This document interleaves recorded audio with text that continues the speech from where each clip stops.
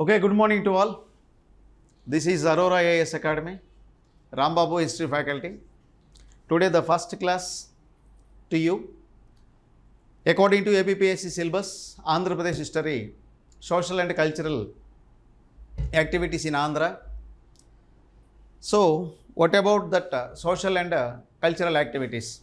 We will discuss about that right now. Social and cultural history of Andhra. Right, sir? So, first of all, we will discuss about what is history. Today, first class, we have to know on the fundamental issues of history. Fundamental హిస్టరీని మనం ముందుగా తెలుసుకోవాల్సిన అవసరం ఉంటుంది. డైరెక్ట్గా హిస్టరీలోకి మనం వెళ్ళడం correct కాదు. So what is history? History అంటే ఏంటి అంటే once upon a time the old definition study of past, today the new definition the way of life. History అంటే the way of life, the way of life, జీవన విధానాన్ని చరిత్ర అంటారు. మరి ఇట్లాంటి చరిత్రకు సంబంధించి మనకి ఫస్ట్ టైం క్రోనాలజికల్ ఆర్డర్ని అందించిన వాళ్ళు ఎవరు? అసలు హిస్టరీ అంటే the reality at the same time the chronological order. The type of chronological order was given by Herodotus. మొట్టమొదటిసారి మనకి హెరోడోటస్ అన్నటువంటి వ్యక్తి చారిత్రకమైనటువంటి వివరాలు అందించాడు. He was given the chronological history or given. So he was given the first time one of the book. The book was called the history. The history, the history. History అన్నటువంటి పుస్తకాన్ని ఆయన మనకి మొట్టమొదటి అందించాడు. He was belongs to the Greek citizen. ఇతను Greek దేశానికి చెందినటువంటి citizen. ఈయన మనకి క్రోనాలజికల్ ఆర్డర్లో ఇచ్చినటువంటి మొదటి పుస్తకాన్ని హిస్టరీ అంటారు. The book was tells about in those days in between క్లెర్జెస్ అండ్ గ్రీక్స్. క్లెర్జెస్ గ్రీక్స్ అన్నటువంటి యోధుల మధ్య జరిగినటువంటి యుద్ధాన్ని ఈయన చెప్పడం జరిగింది ఈ బుక్లో. ఇది మాత్రం మనం గుర్తుపెట్టుకోవాలి. ద ఫస్ట్ టైం క్లెర్జెస్ అండ్ గ్రీక్స్, వీళ్ళిద్దరి మధ్య జరిగినటువంటి చరిత్ర. సో ఆ యుద్ధాల గురించి ఇన్ఫర్మేషన్ కూడా ఇచ్చాడు. In between 499 BC to 479, in between the history complete given this book to అస్.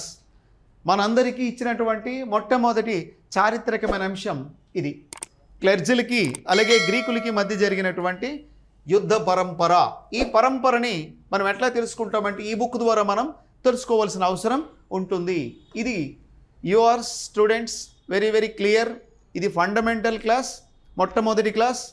చరిత్రలో మాకు మొట్టమొదటి సిలబస్ ప్రకారం ఇచ్చినటువంటి టాపిక్ ఏంటంటే ప్రీ హిస్టరీ. ప్రీ హిస్టరీకి ముందున్నటువంటి ఫండమెంటల్ ఐడియాస్ మనం తెలుసుకోవాల్సిన అవసరం ఉంది. దాన్నే మనం డిస్కస్ చేస్తున్నాం ఇప్పుడు, రైట్? అలాంటి చరిత్రను హెరోడోటస్ అందించాడు కనుక ఒక్క యుద్ధాన్ని గురించి చెప్పలేదు. ఈ was given different types of in those days economic conditions, social, cultural, at the same time art and architecture. In those days ఏవైతే ఉన్నాయో ఆ వివరాలన్నింటినీ కూడా ఆయన ఇవ్వడం జరిగింది. అటువంటి పరిస్థితిని మనం ఇక్కడ గుర్తించాలి. That's why he was called according to the old historians are called father of history. అందుకే ఇతనిని ఫాదర్ ఆఫ్ హిస్టరీ అంటారు. ఫాదర్ ఆఫ్ హిస్టరీ అని చెప్పడం జరుగుతూ ఉంది. అంటే చరిత్ర పితామహుడు ఎవరు అంటే హెరోడోటస్నే గుర్తించడం జరుగుతూ ఉంది, రైట్? ఓకే, మరి హెరోడోటస్ ఇచ్చినటువంటి ఈ చరిత్ర విధానాలకి ఒక రూపకల్పన అనేది ఉంటుంది. అంటే చరిత్ర మనం తెలుసుకునేటప్పుడు దానికి ఆధారభూతమైన అంశాలు కొన్ని ఉంటాయి. అవేంటంటే వాంగ్మయ ఆధారాలు, అంటే లిటరరీ సోర్సెస్, అలాగే religious sources, at the same time archaeological sources అంటే పురావస్తు ఆధారాలని, అలాగే మత గ్రంథాలని మతేతర గ్రంథాలు అని ఇట్లా అనేకమైనటువంటి ఆధారాల ద్వారా చరిత్రను మనం అంచనా వేస్తాం.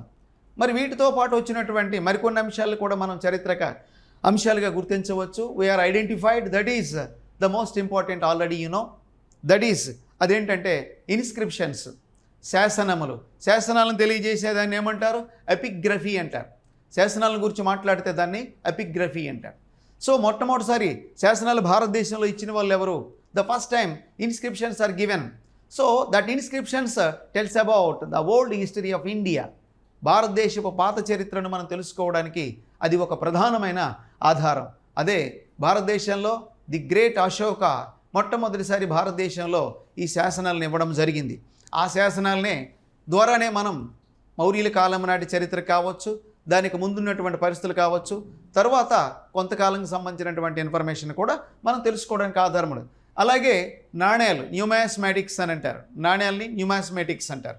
నాణ్యాల చరిత్ర మొట్టమొదటిసారి నాణ్యాలు ఇచ్చినటువంటి భారతీయులు ఎవరు? సో వాళ్ళందరినీ కూడా మనం ఇండో గ్రీక్స్గా గుర్తిస్తూ ఉంటాం. They are given the first time coins in India. వాళ్ళందరూ కూడా కాయిన్స్ని ఇచ్చి మన భారతదేశంలో చారిత్రక అంశాలు తెలియజేయడం జరిగింది. దీన్ని కూడా మనం ఐడెంటిఫికేషన్ తీసుకోవాల్సిన అవసరం ఉంటుంది. ఇట్లా నాణ్యాలు, అలాగే మాన్యుమెంట్స్, కట్టడాలు కూడా భూమి లోపల నుంచి కుంగిపోయినటువంటి కట్టడాలు కానీ, పురాతనమైన రాళ్లతో మిగిలిపోయినటువంటి ఓల్డ్ శిథిలమైపోయినటువంటి కట్టడాలు కూడా మన భారతీయ చరిత్రకు కొన్ని ఆధారాలుగా గుర్తించవచ్చు. వాటిని కట్టడములు లేదా మాన్యుమెంట్స్ అని చెప్తూ ఉంటారు. ఇట్లా చరిత్రను కొన్ని అంశాల ద్వారా మనం అంచనా వేయడం జరుగుతూ ఉంది. మరి ఈ చరిత్ర, హిస్టరీ అన్నటువంటి పదం ఎట్లా నుంచి వచ్చింది? History, the word belongs to, మనం గుర్తించాలనుకుంటే హిస్టోరియా అనే పదం నుంచి వచ్చింది. History was belongs to hysteria. History అనేది హిస్టోరియా అనే పదం నుంచి వచ్చింది.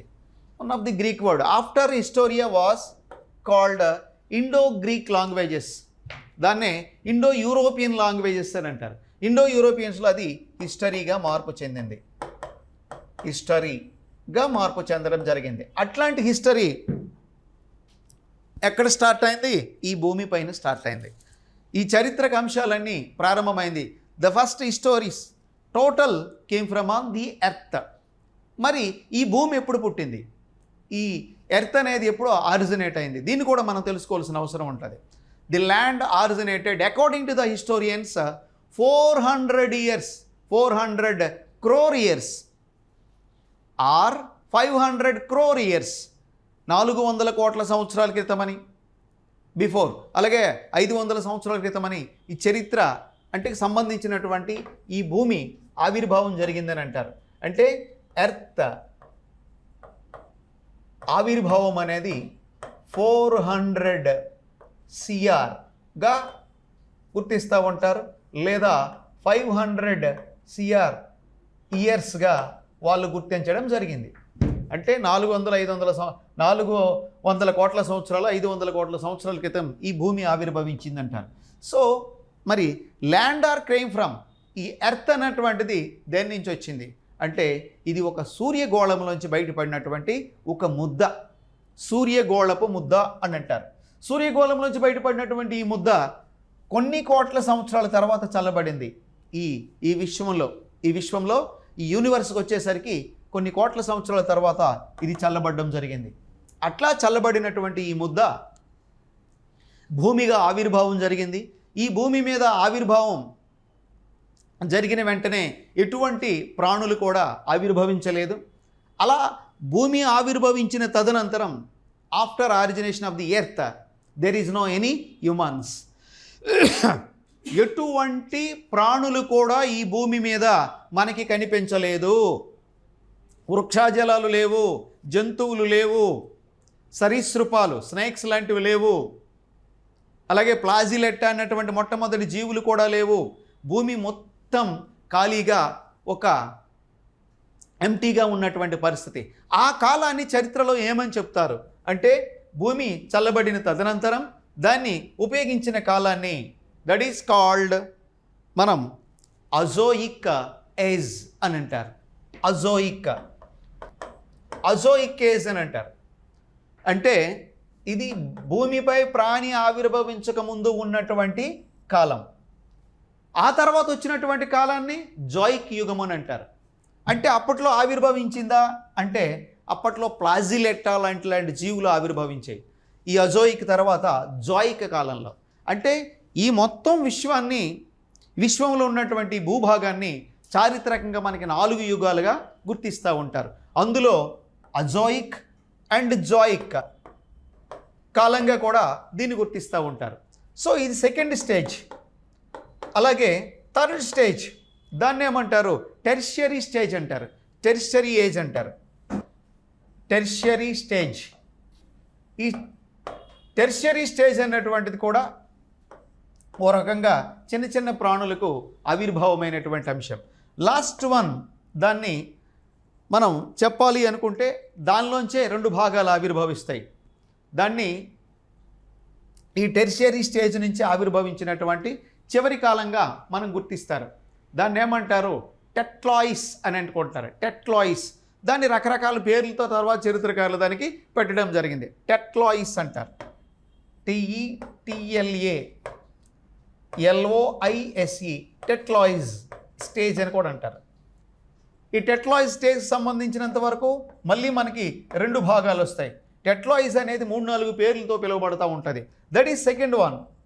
ఇందులో మొదటి స్టేజ్ ఈ భూమి మీద ఆవిర్భవించినటువంటి ఈ 4 యుగాలకు సంబంధించి ఏర్పడిన చివరి 4th భాగాన్ని 2 రకాలుగా విభజిస్తే ఫస్ట్ వన్ ప్లీస్టోసీన్ ఏజ్ అంటారు.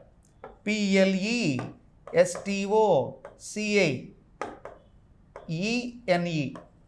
ప్లీస్టోసీన్ ఏజ్ అని అంటారు. ఈ Pleistocene age. Second one హోలోసీన్ age అంటారు. హోలోసీన్ ఏజ్ అని అంటారు.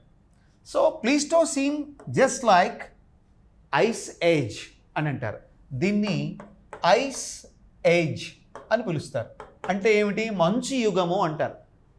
ఈ మంచు యుగంలో ఏది అభివృద్ధి చెందదు. There is no development.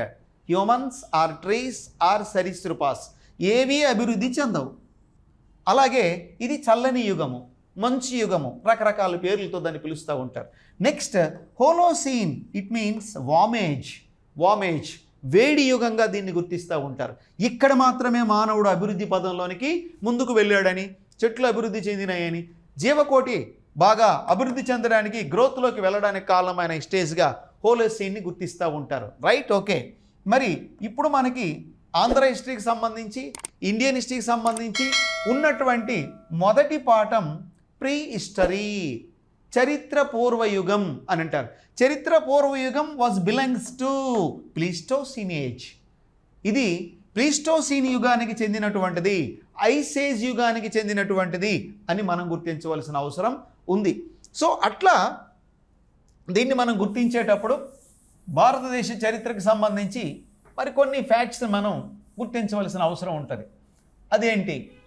Right sir, ఇప్పుడు మనం ఐస్ ఏజ్ తర్వాత ప్లీస్టోసీన్ ఏజ్ గురించి జస్ట్ మనం మాట్లాడాం. మరి మొట్టమొదటిసారిగా ఈ ప్లీస్టోసీన్ ఏజ్లో ఆవిర్భవించినటువంటి ఈ మానవుడిని ఏమంటారు? The first man was called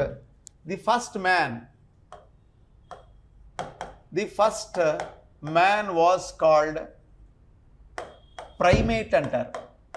ప్రైమేట్గా గుర్తించబడినటువంటి వాడు మొదటి మానవుడు. ఈ ప్రైమేట్ దశను దాన్ని ఒక సాంకేతిక నామంతో కూడా పిలుస్తారు, scientific name. Primate name was Dryopithecus అని పిలుస్తారు. డ్రయోపిథికస్ అని అంటారు. డ్రయోపిథికస్ అన్నటువంటి భాగంలో ఉన్నటువంటి మనిషి జస్ట్ లైక్ యానిమల్. ఇతను కేవలం ఒక జంతువు లాంటి వాడు. జంతువు లాంటి వాడు కాడు, జంతువు. రైట్. అలాగే మానవ పరిణామ దశలో ఉన్నటువంటి second stage according to pre history, పూర్వ చారిత్రక యుగంలో ఉన్నటువంటి మానవుడు రెండో దశను పిలిచినటువంటి పేరేమిటి? ఆ పేరునే మనం ఆస్ట్రలోపిథికస్ అని అంటారు. ఆస్ట్రోలోపిథికస్ అని అంటారు అన్న పేరుతో పిలవడం జరిగింది. ఆస్ట్రలోపిథికస్ అంటే కోతి నుంచి ఆవిర్భవించినటువంటి అనేకమైన జంతువులు. అందుకే కోతిని మానవుడికి ఆపాదిస్తూ ఉంటారు. అట్లాగనే సెకండ్ స్టేజ్, థర్డ్ స్టేజ్, మూడో దశను ఏ విధంగా పిలుస్తారు? హోమో హబిలస్ అని అంటారు. ఇక్కడ ఒక మనిషిని హోమో హబిలస్ అన్నటువంటి వాడిని హ్యాండీమెన్ మ్యాన్ అని కూడా పిలుస్తూ ఉంటారు, హ్యాండీమెన్ అంటారు. అలాగే ఫోర్త్ వన్ మరొక వ్యక్తి homo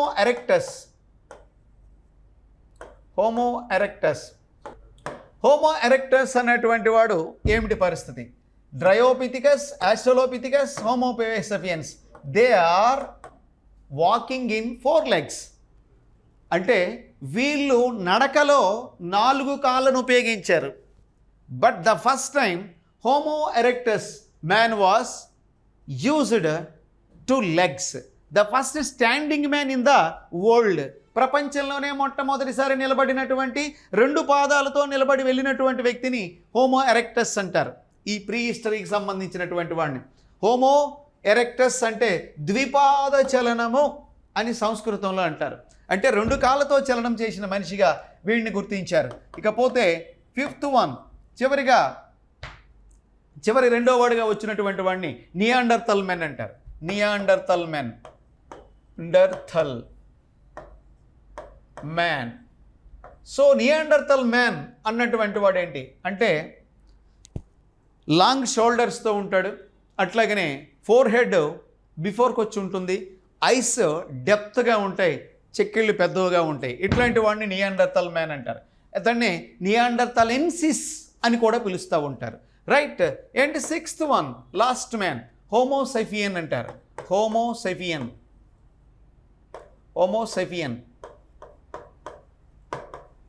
so Homo sapien, what is that? Another called Cro-Magnon man అని కూడా పిలుస్తారు. క్రోమాగ్నన్ మ్యాన్ అని కూడా అంటారు ఇతన్ని. అంటే వేడి యుగంలో ఆవిర్భవించిన కొత్త నూతన ఆవిర్భావం మనిషి. అంటే ద నీరెస్ట్ మోడర్న్ మ్యాన్ వాడినే హోమోసెఫియన్ అంటారు. హోమోసెఫియన్ ఒకడు, Neanderthal, Homo erectus, Homo habilis, Australopithecus, Dryopithecus. ఇది మానవ పరిణామక్రమములోని దశలు. మరి ఇట్లాంటి మానవ పరిణామక్రమ దశలలో ఉన్నటువంటి మొట్టమొదటి మానవుడు ఎప్పుడు ఆవిర్భవించాడని చరిత్రకారులు చెబుతారు. ఎన్ని లక్షల సంవత్సరాల క్రితం ఆవిర్భవించాడు? వాడు ఎక్కడ ఆవిర్భవించాడు? The first origination of the man from South Africa. దక్షిణాఫ్రికాలో మొట్టమొదటి మానవుడు 26 లక్షల సంవత్సరాల క్రితం, 20 lakhs years క్రితం ఆవిర్భవించినట్లుగా చరిత్ర చెబుతోంది. 26 లక్షల సంవత్సరాల క్రితం దక్షిణాఫ్రికాలో మొట్టమొదటి మానవుడు కనిపించాడు. The first man are came from South Africa years 26 years back. Next, మరి సౌత్ ఆఫ్రికాలో మనిషిని చెప్పిన మన ఇండియాలో ఎప్పుడు ఆవిర్భవించాడు? ఇండియాలో ఉన్నటువంటి మానవుడిగా ఆవిర్భవించినటువంటి వాడు, మొట్టమొదటిసారిగా లభించిన వాడు 14 lakhs years బ్యాక్. అంటే 14 లక్షల సంవత్సరాలు వెనకలో మన భారతదేశంలో ఆవిర్భవించినట్లుగా మనిషిని చెప్తారు. ప్రపంచంలోనే 26 lakhs బ్యాక్. అలాగే భారతదేశంలో 14 లక్షల సంవత్సరాల క్రితం ఇక్కడ మానవుడు ఆవిర్భవించాడని చరిత్ర చెప్తోంది. అలా ఆవిర్భవించాడని గుర్తుగా మొట్టమొదటిసారి వచ్చినట్టుగా గుర్తుగా మనం ఏ విధంగా చెప్పగలుగుతాం? ఎందుకంటే ఇలా ఆవిర్భవించినటువంటి మానవులకి కొన్ని పేర్లు ఉన్నాయి. ఫర్ ఎగ్జాంపుల్, జర్మనీలో ఉన్నటువంటి ద ఫస్ట్ ప్రైమేట్ నేమ్ అని పిలుస్తారు. ఇవి మనకి ఇప్పుడు చెప్తున్న ప్రతి టాపిక్, డియర్ స్టూడెంట్స్, మీరు చాలా జాగ్రత్తగా వినాలి. ఇది మీకు సివిల్ సర్వీస్ పోయినా చెప్పరు. మీకు సివిల్ సర్వీస్కి అయితేనేమి, గ్రూప్ 1కి అయితేనేమి, గ్రూప్ 2కి అయితేనేమి, ఇంకే ఇతర పరీక్షలకు అయితేనేమి అన్నింటికీ ఉపయోగపడుతుంది. ఎందుకంటే ఇది ఫండమెంటల్ క్లాస్ లేకుండా డైరెక్ట్గా ఆంధ్రదేశంలోని ఏ ప్రాంతంలో ఇవి దొరికాయనంటే అంతకంటే వెర్రితనం ఇంకొకటి ఉండదు. ఈ విషయాల ముందు అవగాహన రావాలి, ఆ తర్వాతే వాటిలోకి వెళ్ళాలి. దీన్ని సబ్జెక్ట్ అంటారు. ఈ సబ్జెక్ట్ని మీరు బాగా పట్టుకోవాలి. ఎంత బాగా మీరు అర్థం చేసుకోగలిగితే అంత బ్రహ్మాండంగా హిస్టరీలో నెంబర్ 1 అవుతారు, కింగ్ అవుతారు. గుర్తుపెట్టుకోవాలి. కాన్సన్ట్రేషన్ నా మీదే ఉండాలి, నా మాటే వినాలి. ఓకేనా? మీరు పక్కపక్క చూస్తున్నట్టు నాకు కనిపిస్తూ ఉంది. రైట్ నౌ ఇక్కడ గుర్తించినటువంటి ప్రాధాన్యత అంశం ఏమిటి అంటే 14 lakhs years తర్వాత వచ్చినటువంటి మానవుల్ని, అలాగే ప్రపంచం అంతా అదే స్టేజ్లో అందరూ వచ్చేసారు. ద ఫస్ట్ టైం జర్మనీలో ఉన్నటువంటి మనిషిని ఏమని పిలుస్తారు? ఆ తర్వాత వచ్చినటువంటి ఫ్రాన్స్లో ఉన్నటువంటి మనిషిని ఏమంటారు? జర్మనీలో ఉన్నటువంటి మ్యాన్ ఏమంటారు? డ్రయోస్ అని పిలుస్తూ ఉంటారు. ఫ్రాన్స్లో ఉన్నటువంటి మనిషిని ఏమంటారు? క్రొమాగ్నన్ మ్యాన్ అంటారు, ఫ్రాన్స్లో వచ్చినటువంటి మనిషిని. అలాగే చైనాలో ఉన్నటువంటి మనిషిని ఏమంటారు? China man, China human man, that is called Peking man అంటారు, పెకింగ్ మ్యాన్. అలాగే మన ఇండోనేషియా ప్రాంతానికి వెళ్తే పిథికాంథ్రోపిస్ మ్యాన్ అంటారు, పిథికాంథ్రోపిస్. అలాగే చివరి ఇండియాకి వస్తే రామాపిథికస్ అంటారు. ఇట్లా మానవుడి యొక్క ఆవిర్భావ దశలను ఇన్ని రకాలుగా మనం వర్ణించి చెప్పవచ్చు. పేర్లు కూడా అట్లాగనే ఉన్నాయి, చరిత్రకారులు మనకి ఇచ్చారు. డ్రైస్ అంటే ఎక్కడ? జర్మనీ ప్రాంతానికి సంబంధించిన వాడు. మరొకసారి చెప్తా ఉన్నా, రెండో వాడు అంటే మనకి ఫ్రాన్స్లో లభించినటువంటి మనిషికి తొలి ప్రైమేట్ అనేటువంటి మనిషిని ఒక పేరుతో క్రొమాగ్నన్ అంటారు. ఆడు జనరల్గా చెప్పాలంటే హోమోసేపియన్తో సమానమైన వ్యక్తి, అంటే నీరెస్ట్ మోడర్న్ మ్యాన్, క్రొమాగ్నన్ మ్యాన్ అంటారు. దాని తర్వాత వచ్చినటువంటి వ్యక్తుల్లో చైనాలో కూడా ఒక మనిషిని అంటారు. ఎక్కువ చాలా సందర్భాల్లో ఎగ్జాంపుల్ అడుగుతూ ఉంటారు. చైనా ప్రాచీన కాలపు మనిషిని, పూర్వ చారిత్రక కాలపు మనిషిని ఏమంటారు? పెకింగ్ మ్యాన్ అంటారు. అలాగే ఇండోనేషియాకి వస్తే పిథికాంథ్రోపస్ అంటారండి, పిథికాంథ్రోపస్. అలాగే ఇండియాలోకి వచ్చేస్తే రామాపిథికస్ అంటారు. The first Indian Homo sapien are came from, ఎక్కడి నుంచి మొట్టమొదటిసారిగా ఇండియాలో బయలుపడ్డాడు, ఈ మనిషిని మనం కోతి రూపంలో గుర్తించాము అని అంటే ఫస్ట్ టైం కాశ్మీర్లోని శివాలిక్ పర్వతాలలోని ముల్షాయి బాగ్ అనే ప్రాంతంలో మొట్టమొదటిసారి మానవుడు ఆవిర్భవించాడని చరిత్ర గుర్తించింది. వీడేమో ఆఫ్రికా ఖండంలో వచ్చాడు.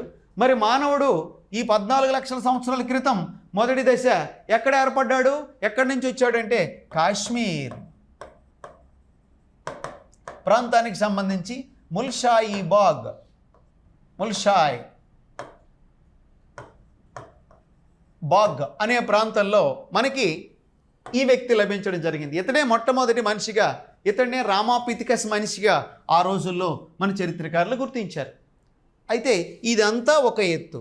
మరి మొట్టమొదటిసారి భారతదేశంలో మానవ శిలాజాలతో కూడుకున్నటువంటి వ్యక్తి, అలాగే జంతు శిలాజాలని మొట్టమొదటిసారి కనుగొన్న వ్యక్తి ఎవరు?